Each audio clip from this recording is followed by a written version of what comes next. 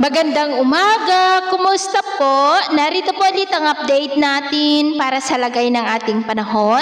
Ngayong umaga po ng August 21, 2025. Sa ngayon po ay patuloy pa rin natin na binabantayan ang sama ng panahon na nandito sa loob ng Philippine Area of Responsibility at sa ngayon ay nasa layo na lamang po ng 466 km east ng Catanduanes.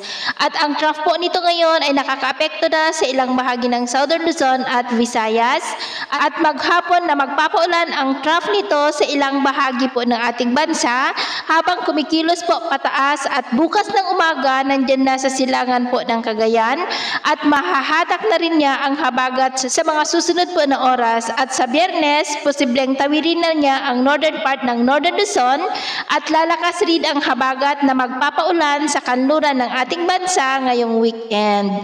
Kung sakali po nalalakas yan bilang bagyo ay tatawagin sa local name na Bagyong Isang. At ito naman po ang pinapakita ng forecast model na ating ginagamit hanggang po sa susunod na 2 linggo.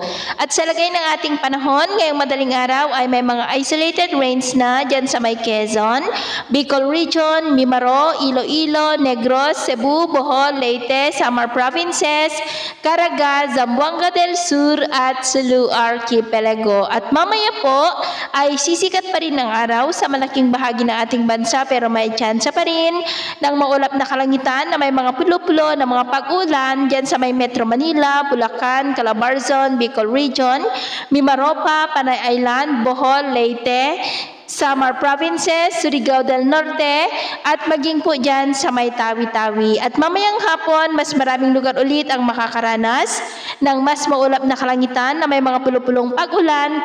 Kaya mag-ingat po tayo dahil posible pa rin ang mga banta po ng mga pagbaha at pagguho ng lupa. At sa atin naman pong mga baybayin, wala naman po tayong nakataas na namang gale warning signals pero iba yung pag-iingat lamang po kung papalaot tayo para po mas makaiwas sa mga sakunang pangkaragatan.